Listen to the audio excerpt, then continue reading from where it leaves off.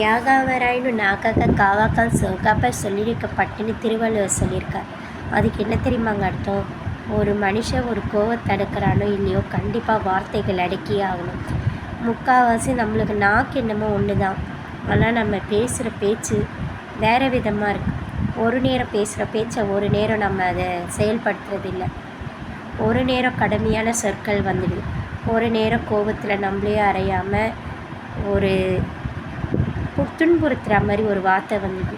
சில நேரம் கெட்ட வார்த்தையும் வந்துடுது, சில நேரம் உறவுகளை முறிக்கக்கூடிய வார்த்தைகளும் வந்துடுது.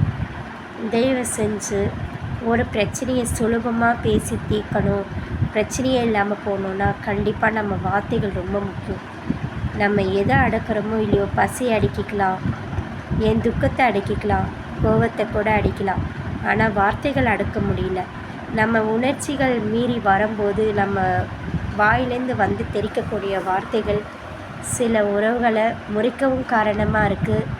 சில நேரம் அதுவே நமக்கு ஆபத்தாகவும் முடிஞ்சுது. தயவு செஞ்சு பேசும்போது பார்த்து பேசுங்க, சிந்திச்சு பேசுங்க. அடுத்த நேரம் அவங்க முகத்தில் நம்ம முழிக்க போகிறோன்னு எண்ணத்தோடு பேசுங்க.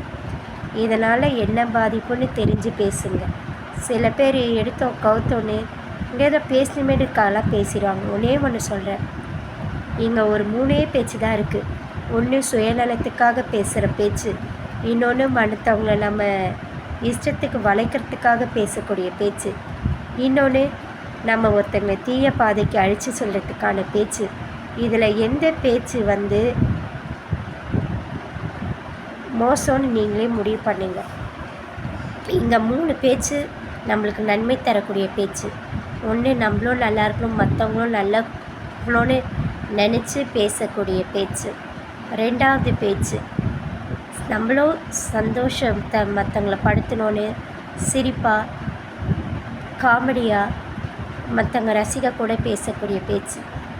இன்னொரு பேச்சு மற்றவங்கள சிந்திக்க வைக்கக்கூடிய பேச்சு. இதில் எந்த பேச்சு சிறந்ததுன்னு நீங்களே முடிவு பண்ணுங்கள், சரிங்களா? சில பிரச்சனைகள் உருவாக காரணம் நம்ம வாயிலேருந்து வரக்கூடிய சொற்கள் தான் இருக்குது. சில நேரம் சில உறவுகள் முறைவதற்கான காரணமும் நம்ம வாயிலேருந்து வரக்கூடிய பேச்சில் தான் இருக்குது. சில நம்மளை வெறுக்கக்கூடிய காரணமும் நம்ம வாயிலேருந்து வர பேச்சு தான் இருக்குது. அதே ஒரு சிலரை நம்ம கொண்டாடக்கூடிய காரணம் அவங்க வாயிலேருந்து வரக்கூடிய பேச்சாக தான் இருக்குது.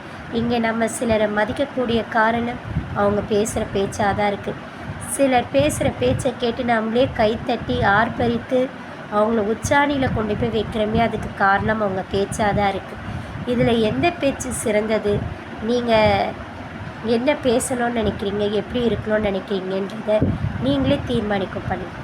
நான் சொன்னதை சிந்திச்சு பாருங்கள், சிந்தித்து செயல்படுங்க, யோசித்து முடிவு பண்ணுங்கள், யோசித்து பேசுங்க. நம் வாயிலேருந்து வரக்கூடிய சொற்கள் நன்மையாகவே தான் இருக்கும். பூவோடைய வாசம் நம்ம எல்லாருக்கும் தெரிஞ்சது, நற்குணம் நம்ம அனைவருக்கும் தெரிஞ்சது. அதை மாதிரி தான் நம்ம பேச்சு இருக்கணும். நம்ம பேச்சினால் அனைவரும் மகிழ்ச்சியாக இருக்கணுமே தவிர்த்து யாரையும் துக்கத்தில் ஆழ்த்திடக்கூடாது. நன்றி, வணக்கம்.